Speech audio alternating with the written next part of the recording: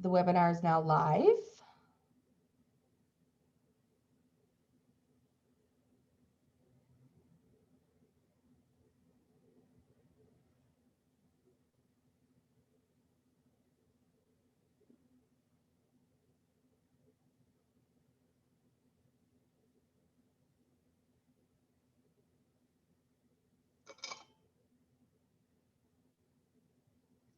Welcome everyone. We're gonna wait a few minutes and let everyone join, and then we will kick off our panel. So sit tight for a couple minutes.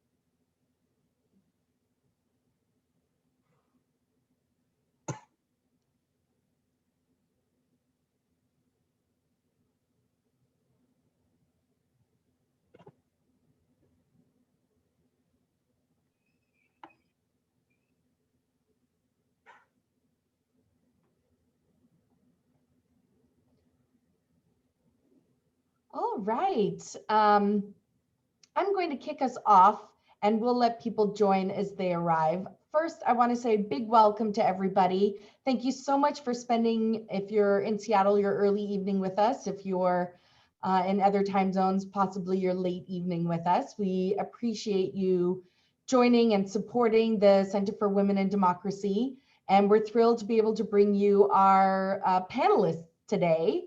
The theme for our full year of events with CWD is The Next Normal, bringing a just and equitable future for women.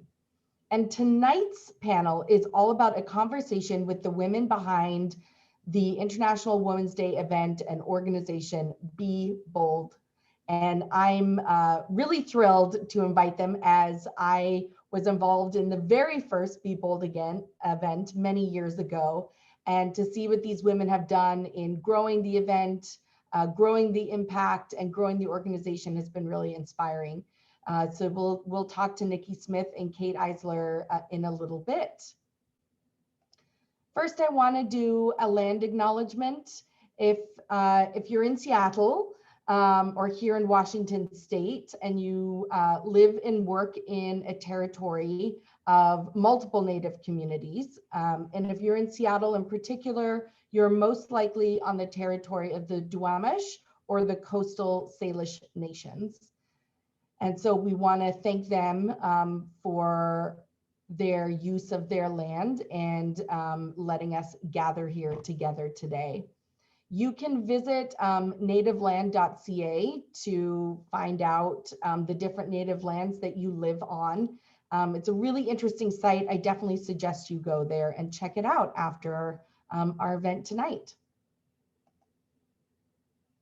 A few quick things with using Zoom. You can submit questions that you have throughout our panelist conversation with the Q&A button. It's right, will be in the bottom, right next, right just to the right of your video and audio settings. So you can click on that and enter your questions, and we'll read those at the end of the conversation.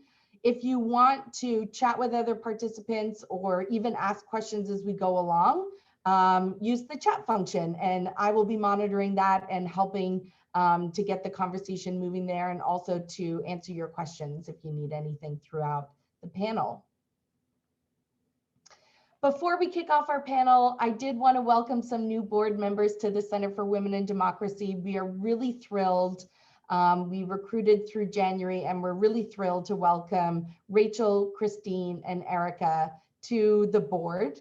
They will be involved in helping us launch some new initiatives this year, so stay tuned for that, and also help us with some of our current initiatives like this event series. And we will talk about it at the end of the session tonight, but our next event, save the date, is March 25th, so 1 month from today, and we'll talk at the end of the event what topic we will cover during that time, but I wanted you to save that date. So let's get right to it. I want to introduce our moderator and our panel. Waverly Doloman works at Microsoft, but more importantly, I think, is that she is on the board for the Center of Women and Democracy and is an active board member, and we are thrilled that she's going to host and moderate tonight's panel. And our two wonderful panelists are Nikki Smith, who also works at Microsoft and is the co-founder of Be Bold, and Kate Eisler, who is the CEO of the W Marketplace, which is an awesome organization, which I'm sure she'll speak to, and also a co-founder of Be Bold. And without further ado, I am going to turn it over to these three wonderful women. If you can pop your videos on.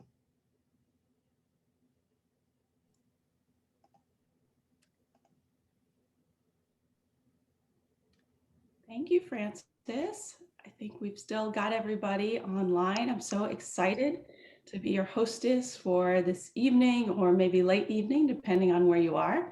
As Frances mentioned, we're going to go through some questions, but really we want this to be fun and interactive. So as you have questions, feel free, as you mentioned, to pop them into the chat. And of course, I think we have plenty of information to cover, but we'll really just try to get through some of the key points and then open it up and have some conversation all together. So I first just wanted to start out with, introductions. I wanted to learn more about both of you wonderful women. If you can just share a bit about yourself, what you're really passionate about and what you're working on today. And of course, most importantly, we all want to know how you both met. So if you can share that with us too, I think that'd be a great start. Thank you, Frances and Waverly. It's lovely to be here. It's great to sort of kick off our International Women's Day celebration. I know Nikki and I would say that it's our favorite holiday of the year, so we're thrilled to kind of start with you guys. So a little bit about me.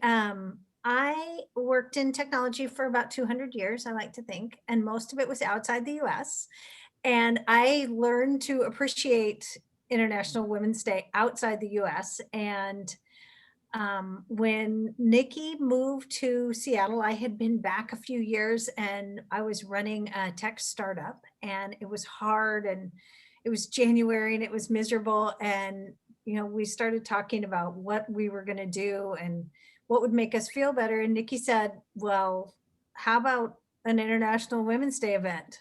Why don't they celebrate it in the US? And I had no answer to that. And so we kind of got going from that point. And I have a huge passion for gender parity and really working towards that. And as Frances said, as a result of the pandemic, which we'll kind of get into, I started an online platform that is a values-driven platform that has e-commerce for women's merchants and professional services. And it's the W Marketplace. And that is taking up all my time right this minute. So I can introduce myself. I'm Nikki Smith. And as Frances said, I work at Microsoft by day and have done for over 23 years. I moved to the US from the UK. You can probably tell I'm not from around here, with my two boys and my husband nearly 8 years ago. And but before I came here, I've always been a champion of equality, particularly for women and girls around the world. And I've had a real passion for coaching and developing others, mentoring others, and helping them achieve their potential. And so when I came to the US, I really missed that connection, meeting up with other women and sharing stories, hearing about their stories, which was a more frequent celebration, as Kate said, an annual celebration.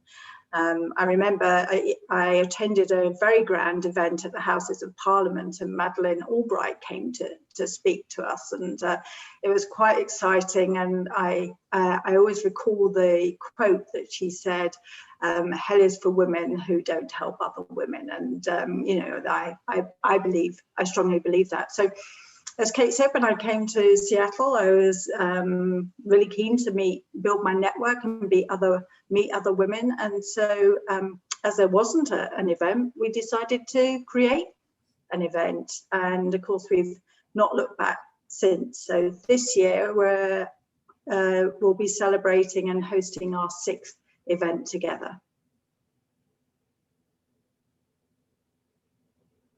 Wonderful. I love just to hear about sort of what you're speaking to, which is seeing that need and really responding to it and taking steps to really help other women. I'd love to understand more about Be Bold. So the origins, how did you figure out like this is the direction we want to go? We know there's a need here, and just what were those first steps to get started? I know that's such a big thing for some people. How did you go about approaching, and sort of where did you maybe encounter some ups and downs in that process? Yeah, I mean, initially, honestly, we didn't think about it too much. We started chatting, and I believe it's sort of January time. Of course, International Women's Day is the 8th of March every year. And we just thought, okay, let's do it. We didn't think too much about it. Kate was working at WeWork. We got the basement for free. We begged some wine from somebody, went to Costco, got a cheese plate, and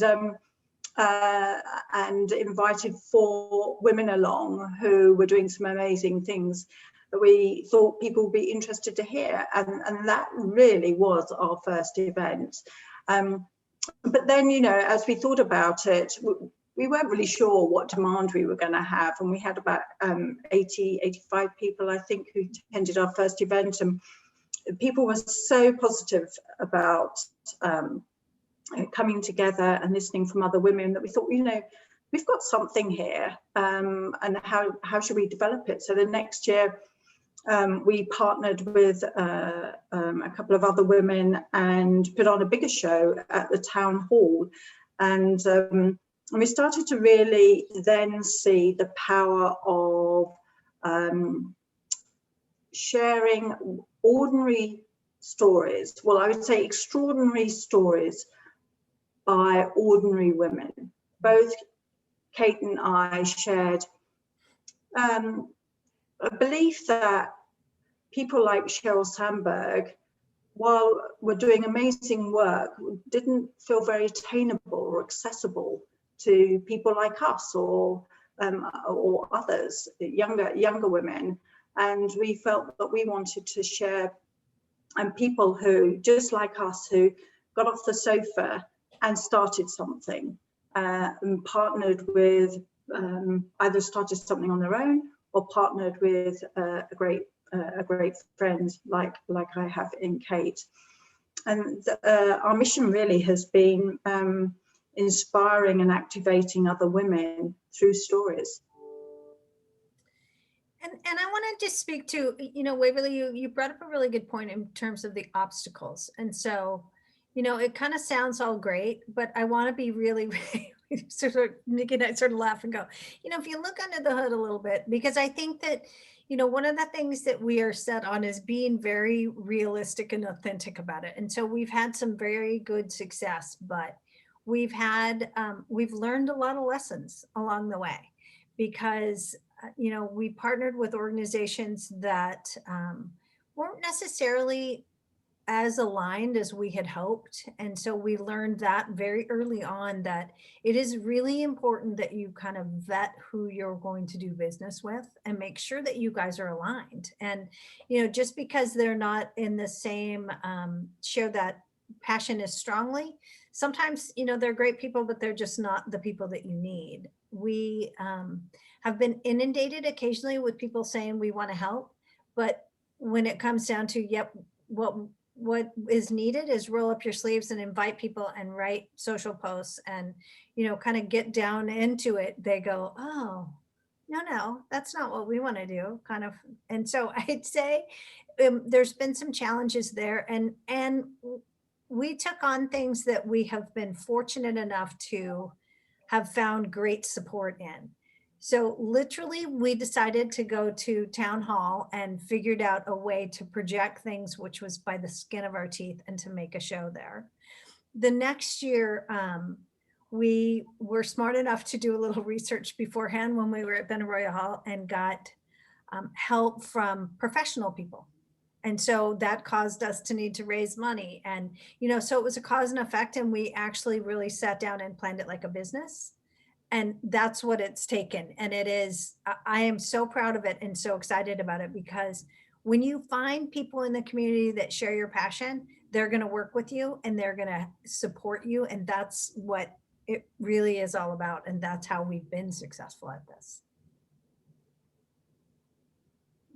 I really like that point about just the difference between passion and action, I think, right? It's one thing to say, "Oh, I'm passionate about something," but quite another to really dig in. And I think what you ladies are getting at is really that point where some organizations may and others may not, and just finding that cross point. Mm-hmm. I did want to go back to something you said earlier, Nikki, which was about the Sheryl Sandberg, or sort of the CEO example. And one of the things that was just resonating with me was sort of our mission around lead where you land, where we really want women to, take those opportunities where they are. Could you share a bit more about how maybe you've experienced that in your own life, and how you've seen that through other women, or even just within Be Bold, and some of the stories that you've learned about? Yeah, I think it's a generalization, but I think a lot of women put off doing bold things. They think, well, we'll wait until the children are left home, or until I've studied a master's, or I've lost 20 pounds, and I think sometimes we get in our own way, and we give ourselves so many reasons why we shouldn't do something. And what we found is, the people that we showcase in our stories are people who, one woman she sort of self-confessed couch potato, watching daytime TV. And she was so inspired by seeing the sort of plight of women in third world countries, particularly around that domestic violence, that she decided, well, what could she do? And she just decided she was going to start training for a marathon, and she would raise some money, because that was all she could think that she could do. But that then led to her building a non-profit and actually lobbying for laws to be changed in countries around the world to protect women against domestic violence. And so I truly believe bold steps beget bold steps. So it's one bold step after another and after another. And I think we, by showing people the way, by showing people how others have done it, that it is becomes the catalyst for change. So, one of the things, Waverly, I just want to add that Nikki and I talk about all the time is, when women tell each other stories, two big things happen. The first is we relate immediately. We've had that feeling, we've experienced that emotion, we've had that happen to us, and so we immediately sort of go, oh yeah, I get that. And the second thing is we all say, if she can do that, I can totally do that. And so we intentionally look for the stories, as Nikki said, that are relatable, authentic. And they're people that you probably have never heard of, but you will never forget them because of what they've been able to do. And that is the foundation of, what we think is meeting women where they are and highlighting where they are. Because for us, there are women who are changing the world in a big way, like this woman we were talking about that wrote, legislation and treaties for the UN. But there's women who today are homeschooling their kids and keeping their families together. That is a hugely bold move in our opinion. And so we span and look for those stories to highlight, because women can be bold next door to you or changing the world, and it's the same action.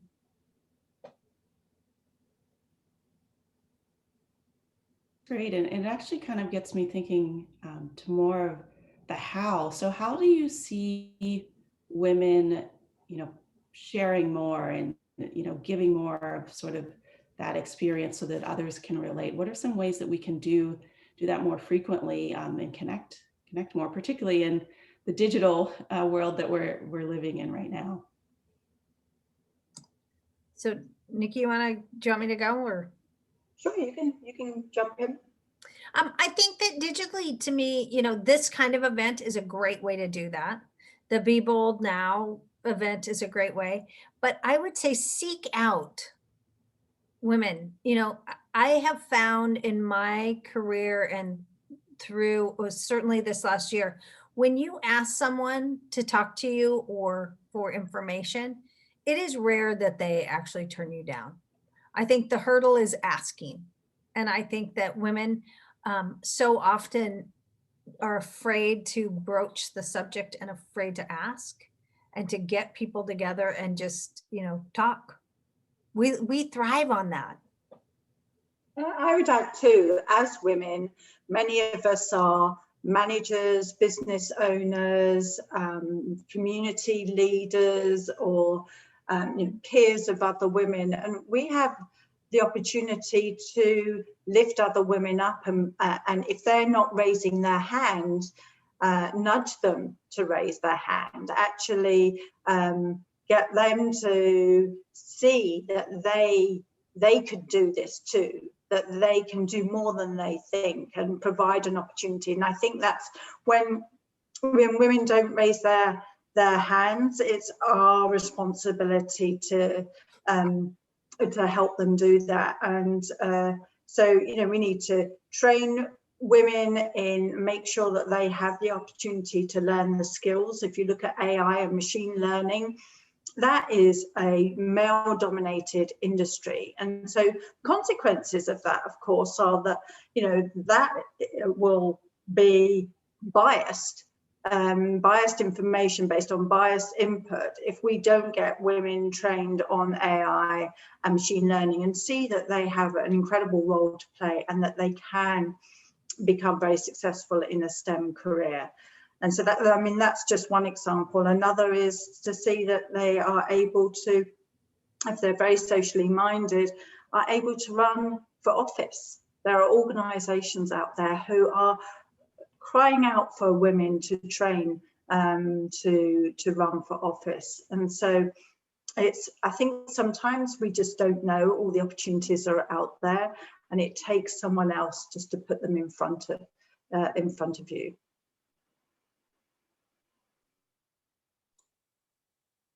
Yeah, I think that's absolutely true. And I've seen that just professionally and personally. I think sometimes you're right that we as women want to have everything ready and be 100% before we either make the ask or approach. And as you're speaking to, a lot of how we can just move that process forward for ourselves is just talking to other women and really getting that understanding and context and sort of how others have done it. So I think you're right that we absolutely need to do more of that outreach. I wanted to pivot us a little bit to specifically this year and looking ahead and some of the issues that are really, really prevalent to talk about for women. And the big one, I think, by no surprise to anyone, is the COVID crisis.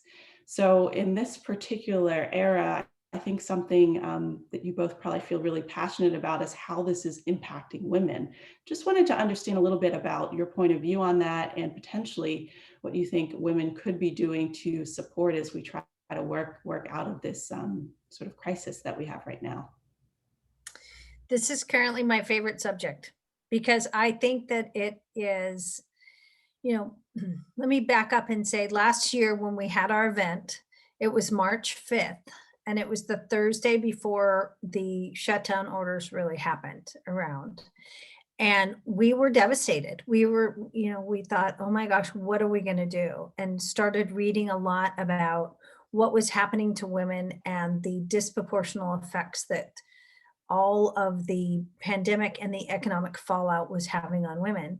And I started thinking, what can we do? And that what can we do was find a way to create income for women immediately. And so the W Marketplace, my company, was founded based on that.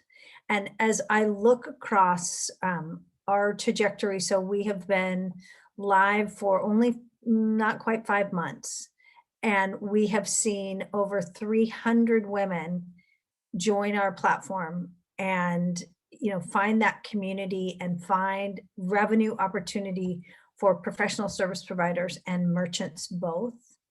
And I look at that and think, this is the way to recreate normal. Because when we think about this crisis, we are not, I hear a lot of people talking about going back to normal. And to me, that is such a step backwards. Women right now, we are at the same levels that we were in the mid 80s in the workforce. So over 2 million women have left the workforce. And I see a lot of investment and a lot of passion going into resume building and coaching to help women get back. But I can't help but think those jobs aren't coming back tomorrow. And it feels a lot like fixing women to just write a better resume and to appeal more in an interview. And so, I think there's got to be a better way to support women. And I think our opportunity as a community of half the population is to drive that new position forward. So invest in women's businesses, meet them where they are. If they need flexible time and work hours, why are we working 9 to 5? Why don't we, enhance what women are doing? Women start 60% of the new businesses in the US every year. 40% of that is women of color. And women's businesses make money twice as fast as men's. And so I am, the going back to normal, not an option for me. And I could beat that horn all night. Trust me, because I think if we can get together and talk about what is a new way to work, and 9 to 5 is not it when we have responsibilities for childcare and home care and all kinds of other things. Let's push for something different.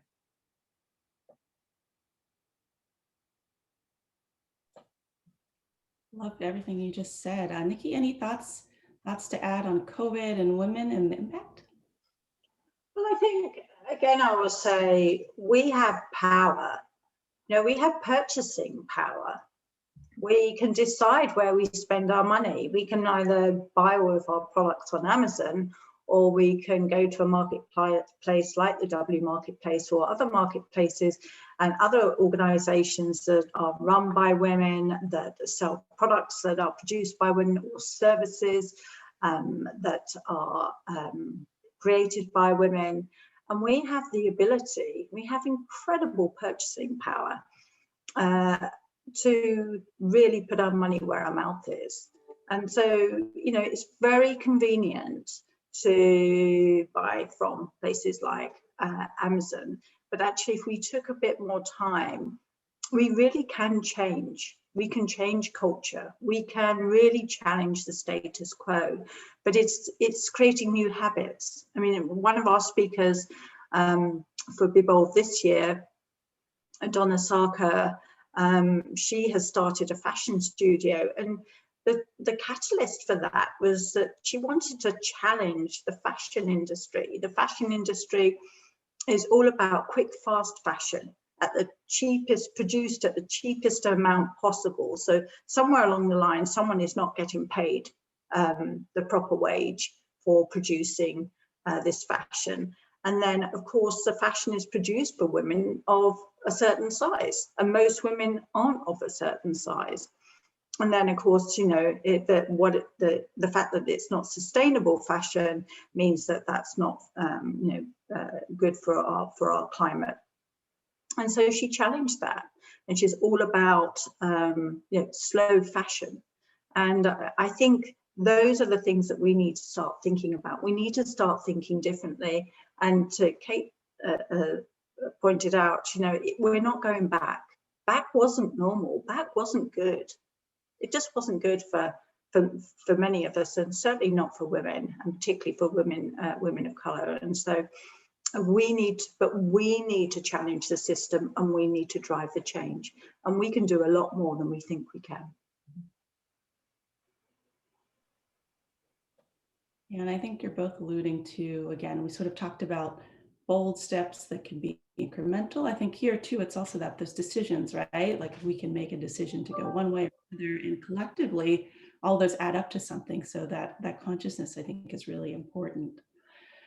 I also wanted to just get your thoughts a little bit, even beyond COVID, like looking a couple of years ahead, where are you still feeling like we're just not making that progress? I know, Kate, you mentioned economics. I wanted to see how you felt like politics. Is that another space, or just how do you sort of see this landscape, and where would you love to come back?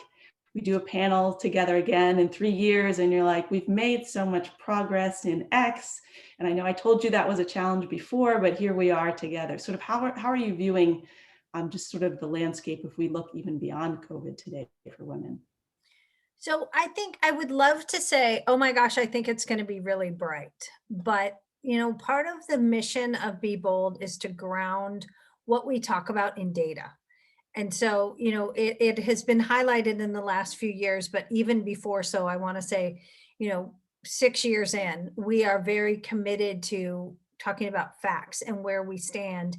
And so we use as our barometer and our kind of foundation of what we talk about is the World Economic Report on the gender gap is what we have used. It's been in place for 15 years. And so it's got a pretty good longevity where we can see which economies and which countries are moving forward on 4 key points for the gender gap, which is the economics, which the last estimate in 2020 is the gap would take 257 years to close. So I just want to let that sit with everybody for a minute. So 257 years pre-COVID was that. The educational gap is less acute for Western countries. The US is actually not in a bad place in that realm. Healthcare, access to healthcare, the US is lagging behind. It's in the 70s. I think it's 73 out of 153 countries that are measured. And politics, we are also in the 60s, I believe, because we have, and you guys probably know this more than we do, about 24% of our national lawmakers are women. And men represent 76%, 75%, and they represent 32% of the population. So again, I think that there are incremental changes we can make. I think we have been dropping in the US for the past 10 years, so that's not a new trajectory for us. We dropped 2 spaces in the last year. And again, that was in the 2020 report because the Economic Forum did not do a survey ahead of 2021 because of COVID. So we're a little bit behind, but I'm always the sort of bearer of the harsh reality of bad news. I think that the progress we can do in our own lives is, as Nikki said, our spending ability is, we make 85% of the purchasing decisions as women. And so if we're intentional and shop our values and direct our funds, I think that's where we're going to progress. And I think politically, we are seeing such a drive for diverse candidates, young candidates, and, women to run. And I think, I've listened to Patty Murray talk about when she first ran and won in the Senate, and there was no female bathrooms in the Senate. I mean, you kind of have to go, oh my gosh, for some of us that was in our lifetime and we were adults, and that is crazy. And so you kind of have to think, we need to push hard every day. And I would love to in 3 years go, oh my gosh, we are up in the 30% representation in national government. That would be so exciting. And dare I say, a female president. Would be so cool. And I would like to see us shift away from some companies, of supporting companies that are not gender balanced and don't have good gender hygiene with our dollars, because in my mind, that's where it's going to count. And I would love to see us make progress in access to healthcare for women in this country. I don't want much. I think one thing I would add too is also access to education, because I think any of you have read Melinda Gates's work. Investing in women's education isn't just good for women, it's good for their families and it's good for their communities. And so many women are pull out of education very early on. So getting them back on track and getting them back into some form of higher education means that the research says that if you can get them back onto the path of economic stability, which you do need education, that's the fastest way to get them there. The investment and the return on investment in terms of the impact that they will make, not just for themselves, but for others, is exponential. And I think that's another priority that we need to focus on as well.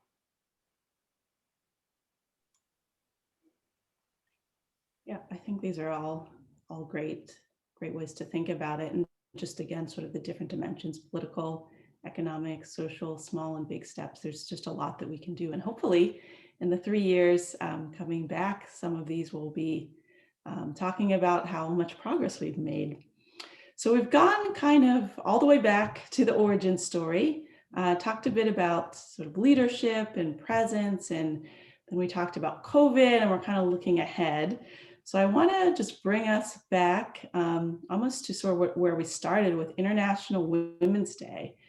So can you tell us more about what's happening with Be Bold, the challenge that you have for International Women's Day, and maybe just more about how we can get involved in that and any other sort of activities that you're planning for International Women's Day? I know it's a little bit different digitally, but again, lots going on. So we'd love to learn more about it.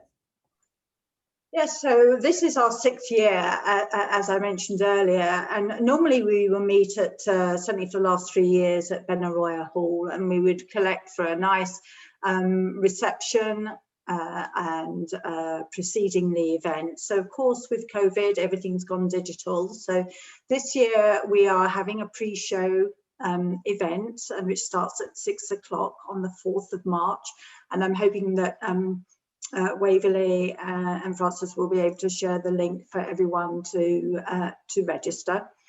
And so we have a warm-up session for the first half an hour, and then the show starts, the main show starts at 6:30.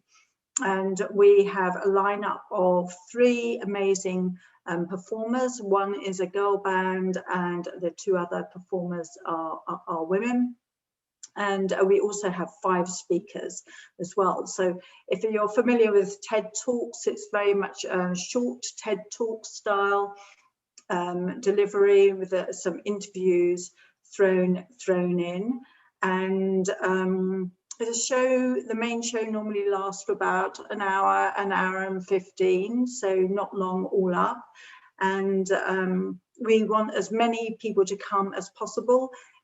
This show is for women and their allies. So it's for women and girls of all ages, and also for their allies, whether they're their mentors, their brothers, their fathers. Our very first show, I recall Frances brought her parents, as well as her father and her brother, as well as her sister too. So this is very much a sort of a family inspirational event, and everyone is welcome.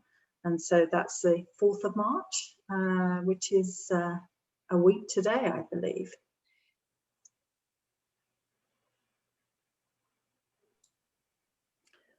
Wonderful. So I personally have been taking notes for this whole time, and probably could continue and just keep asking you questions. But I did want to open up some space for folks who may have questions in the audience, and we can sort of take those, and then we can wrap up and close. But yeah, I did want to thank you both for taking all of my questions, but did want to open it up for folks as they might have some as well. So Waverly, we have a couple questions, but if you want to start, let me organize them. If you want to start with one question, and then I can read out some of the ones that have been submitted. Perfect. That sounds great. So I guess just continuing, I'll continue on with my list as Frances is organizing them. Like as we leave sort of tonight, what is sort of one thing that you want people to have in their minds, sort of thinking about something they could do maybe tomorrow or this weekend, just like those incremental or bold steps that we talked about? Is there anything that stands out for you both as sort of a takeaway for the audience? There's a couple things. I would say an easy thing to do. There's a company that we talk about a lot and we look at called Gender Fair. And Gender Fair is a company that evaluates companies and brands on their gender equity. And so they look at their mix of leadership and management. They look at their family-friendly policies. They look at their pay equity and their employee scores, and they give them a score, whether they're gender fair or not. And so, you know, the thing is if you're going to the grocery store and you're buying shampoo, do you want, you know, one brand or the other? You can actually look it up on Gender Fair and see which one is gender equitable. And so those are really small things that all of us can do to go, oh, you know, I had no idea that this brand was this or this. And as you know, as Nikki talked about with Donna and that fast fashion, that's shopping your values. And it's saying, oh my gosh, I can invest my $5 this, you know, with a brand that supports women and or a brand that doesn't. And it's easily accessible. And that's at oh, there you go, Frances. Great. Genderfair.com.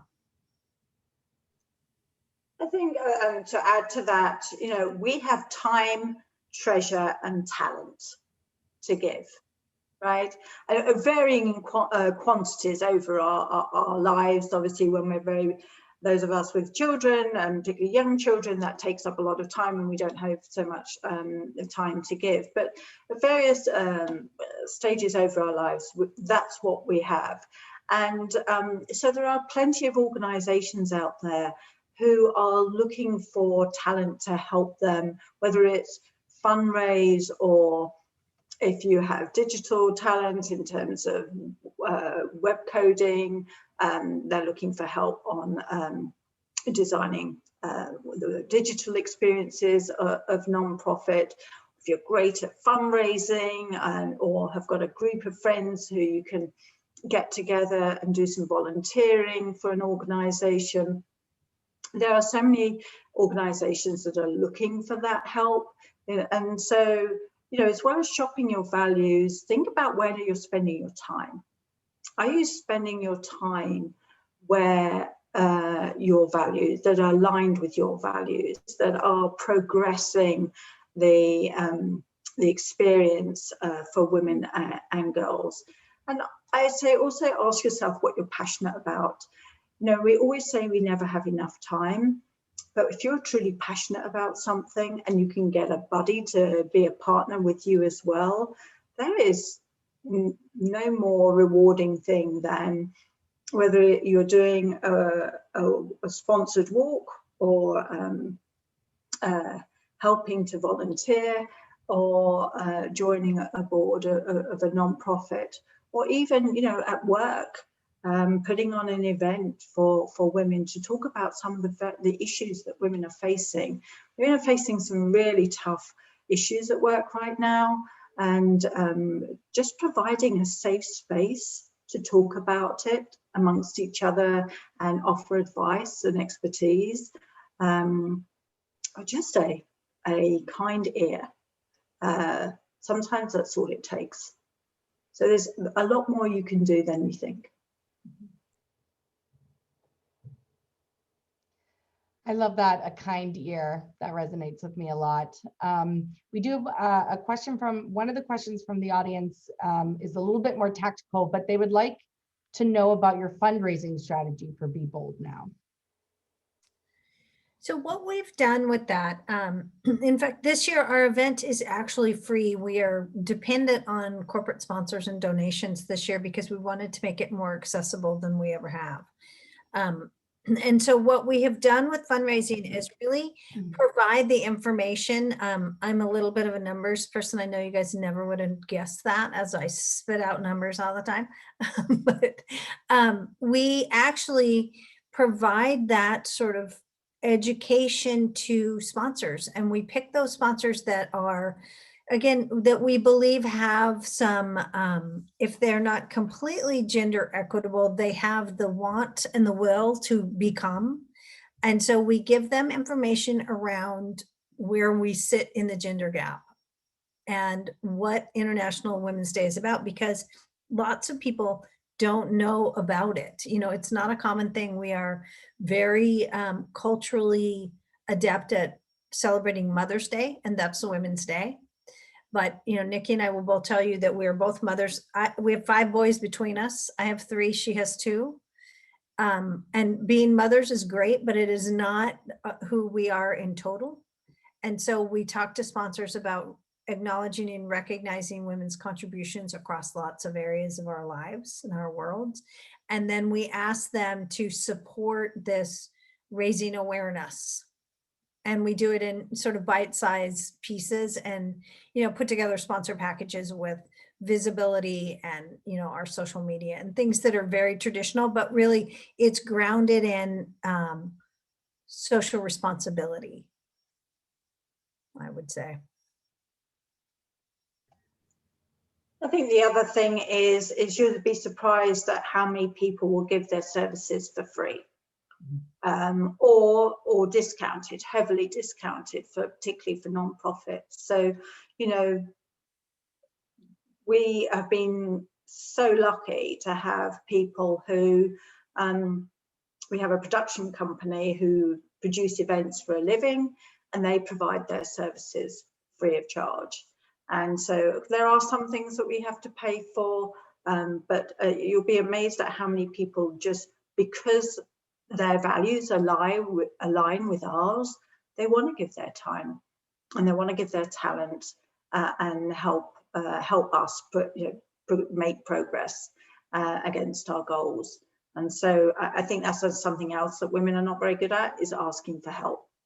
I'd be surprised at how many people say yes.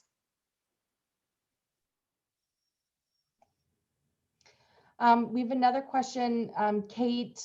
Someone would like to know a little bit more about the W Marketplace and how it's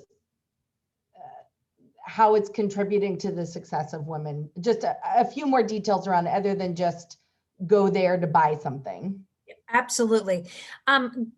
The W Marketplace is really a community. It's, you know, we offer an opportunity for women to sell things, but really what we do is tell stories about women. So we've leveraged the Be Bold, sort of bold where you are concept. And what we do is tell stories about women who are on the platform. We call it Her Stories. And it really is acknowledging that women want to tell you who they are and what they're doing. And so we've taken that opportunity, and I think right now there are probably 4 to 5 stories up that you can get to know a woman, and you can make a decision on, you know, to support her business. And I kind of think of it like that.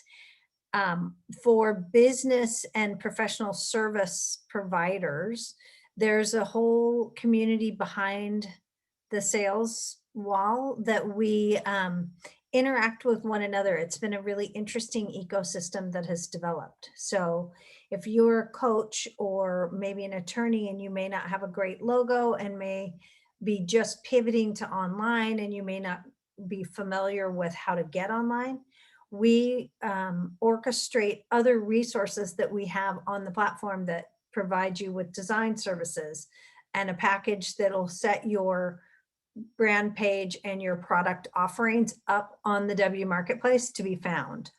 Or if you need small business accounting, or if you need trademark attorneys, we really work behind the scenes to connect women doing business with women services together. And that's part of our philosophy to the W Marketplace.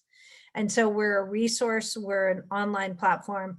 We also list in our engage section, we have, as Nikki said, nonprofits and resources for women. So accelerator programs, all kinds of nonprofits that are there to both, show what is happening with women in programs that help women, but also offer opportunities for service or donation. So all of those things. And so it really is a community that we've created, and there's no membership. It's the wmarketplace.com, all one word.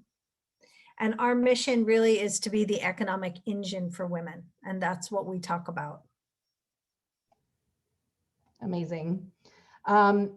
There's a question from Sue about what your overall mission is and how do you get women involved? And I'm assuming this means for the overall mission for Be Bold, and how do you get, I'm guessing, the speakers and the presenters involved. But Sue, correct me if I'm not asking it the way you wanted it asked.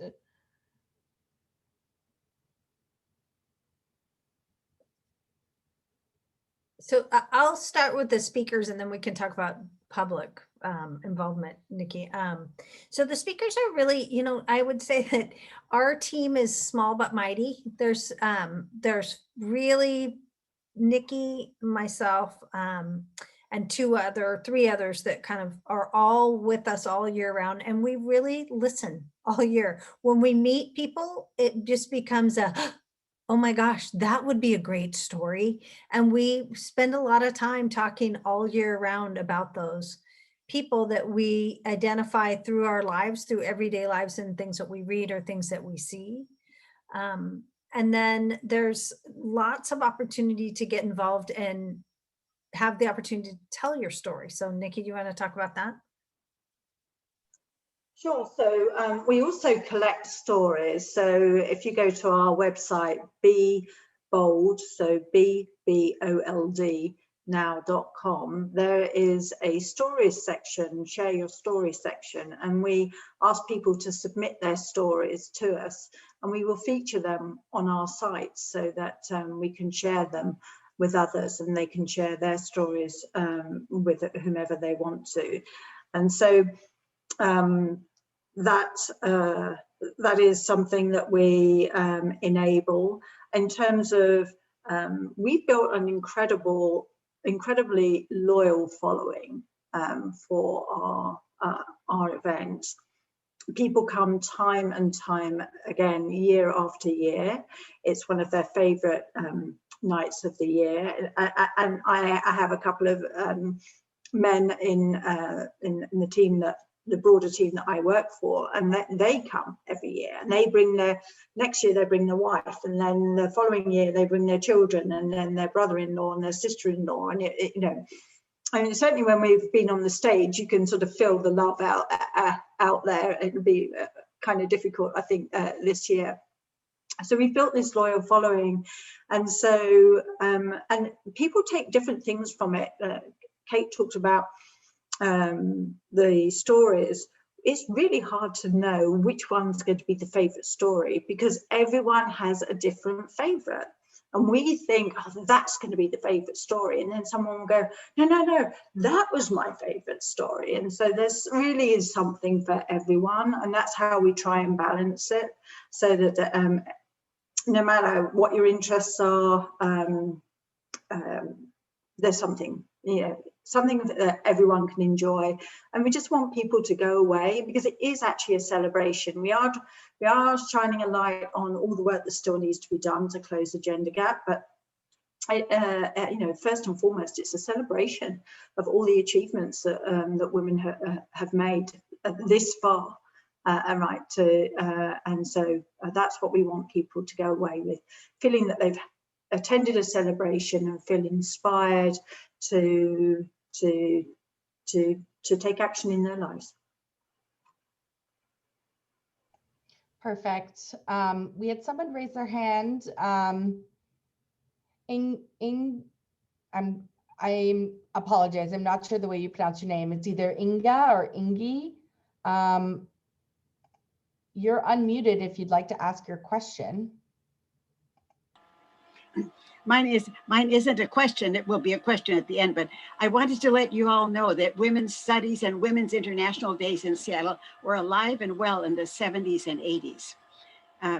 And I think that'd be important for some of you folks to know. I mean, you're standing on the shoulders of many people, just like I was standing on many. For example, in the 70s, a group of women professionals that had been like me, but had wanted to stay home and have a baby or 2 babies.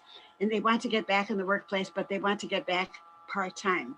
But the organizations of Seattle in the 1970s didn't allow that. So they were already established when I heard about them and I joined them. They used to meet at the Plymouth Congregational Church on Capitol Hill, and it was called FOCUS. I had their paperback and I loaned it to so many people. I don't have it now, but so I did at least 4 of those things when I went back to work at the University of Washington after the Boeing crash of 1970. So the kinds of things that I implemented at the University of Washington that no one else did, but those small group of women did. One was called job sharing. One was called flex time. So that so for example, at the University of Washington, I've hired women who are nursing mothers. I hired them on flex time. I had job sharing. I decided to teach everyone on my research center staff to understand each other's jobs, to remove job jealousy, so that each person knew how to do each other's job is a pinch hitting thing, but I did it as a conscious raising thing. But the kinds of organizational things that were going on in the 70s and 80s were, the first woman PhD graduate in the School of Business started in 1979 a 3-day seminar called Women in Management. It's on I have it on my resume. The next year it was something else. So 3 years in a row, I went to her 3-day seminars. The first time she had all of us women around in a circle, and I noticed that a cluster of women all were from the telephone company that was then AT&T. I think it was AT&T. And in the question period, I said, how did it happen that there are so many of you from that one company? I was one of the ones from the university. And the professor said to them, she turned to them with a smile and said, do you want to tell them or shall I tell the story? And the issue was that there were so many women's equity issues and discriminatory practices in that company that a lawsuit had been won against the company. And part of the lawsuit results were that the company promised that they would pay for so and so many tuitions to go to this 3-day conference. And then the Women's Studies program at the University of Washington was very strong. The International Women's Conference was held in Seattle in the 80s. And there were world famous people who were speakers. So, but what I discovered then in the workplace, to be a Women's Studies graduate on your job resume was a downer in trying to get a job. So I had to change my resume. And so I called it, and because Women's Studies and Anthropology was so linked, my degree is called Environmental Anthropology. And I became a park ranger, and in every national park I worked in, I did Women's Studies living history programs about something about the history of that particular national park or a figure in that national park. But then getting to the women's equity again, I won't say the things I did at the university. Well, I did. I said job sharing, but I partly lost my job at the university because the School of Communication heard about my style of leadership in terms of teaching women how to rewrite their resumes, how to rewrite their evaluation forms, how to work as a team instead of currying the favor of a particular man in an organization. And the School of Communication heard about me, and they sent some graduate students to interview me, and they wrote a paper called Management Under Fire, because my style in terms of developing team leadership was so different from the man who had then become my scientific supervisor. He intercepted my email, read their paper, and I lost my job as a result, as an indirect result, because they made the mistake. They didn't name me in the paper, but they named my research center. So when he read the paper that showed about how one can have a management style that favors, that eliminates harassment of women, eliminates prevention of women faculty to progress, all those factors were in that paper. So women's studies is a hard field, but it was once a very vibrant field. But to my dismay, the program later became headed by a man, and I couldn't get through the women's studies program at the University of Washington. I don't know whether women got too tired to try and apply, but the whiplash against women was so severe, and that's all I can say. But you stand on the shoulders of men. Oh, I will say one other funny thing. When I changed careers, left the university, then became a park ranger, I worked at Death Valley, and I had a vibrant group of personal friends. We celebrate International Women's Day together for many years, in addition to the formal big things at the university and internationally. And so when I was in Death Valley, I was really lonesome in Women's Day. And I thought, oh my goodness, dare I do such a thing with a new group of people? And so I put a note on the bulletin board that I would host an International Women's Day party. And the only one that I invited happened to be someone I met who was she was one of these women who takes other people on soul journeys into the desert. That's how I met her. But we're still friends this many years.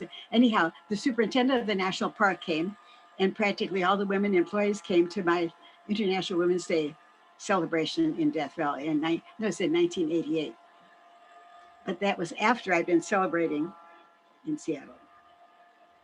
So first of all, I think I want to say thank you for all the verse and all of the passion that you put behind it. It's talk about inspiring. There you go. I definitely want to follow up because I have lots of questions like, seriously, a man running a women's study program? I just academic program. Yep. I can't get my head around that. And so, oh my gosh. Yeah, you can talk to me. I would love to talk with you because, I think that your perspective is so incredibly valuable, and it is bringing up what is happening right now in our society with the number of women leaving the workforce. I believe that we have the biggest challenge we have had in years to make up ground. And to get back in Absolutely, because I know Francis is going to cut us off any minute, because when I think about the hybrid workspace that I'm reading about, and people here, prominent CEOs in Seattle are talking about, oh, we're so excited, the hybrid workspace, meaning you can come in or you can work from home. Seems to me that is exactly the type of environment that is going to adversely affect mothers. Oh, you're right. Yeah.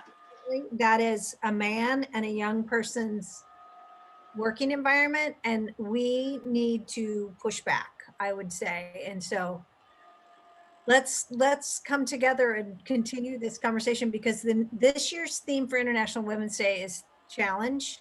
That is a challenge that I would love to rally around not doing. Yeah. So thank you so much. Yes, thank you. I loved hearing about that. And we'll make sure that you get set up with the panelists, so that Kate, you two can chat more. Change the world. That's what we're doing, Francis. Perfect.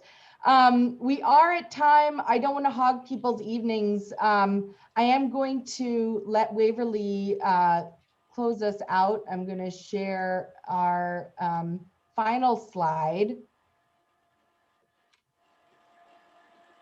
I hope you can see it. Here it goes. Waverly, I will let you close out, and I'll say one final thank you to Kate and Nikki, who I've been friends with for a long time, and really appreciate coming here and speaking with us and sharing your passion with us. So thank you, and I'll hand it back over to Waverly. Thank you. It's been great. I feel inspired, motivated. I love that we talked about actionable things, and then also just being practical. There's a lot of challenges out there, and I think we all need to, again, take those bold or incremental steps, or figure out what that means to us as individuals and how we can help. in terms of just wrapping this up, so everybody, let's get bold. Register Thursday, March 4th. Francis has supplied the link, so we're all excited about that. And then 1 month from tonight, we're gonna do this all again and actually introduce the topic of Rural Women X in Washington. So this is going to be some food for thought for sure. So we're really excited about that. And we'll make sure everybody gets a few pings to make sure that you're all registered for that. And then once again, if you want to learn more about us, you can follow us on all the great social media platforms listed in the third bullet. And then finally, you can visit our website to learn more or just shoot us an email. So again, thank you all for your participation. I'm excited. I'm ready to go. I hope you all are. This is going to be a great year. And I thank you all for spending your early or late evening with us this evening.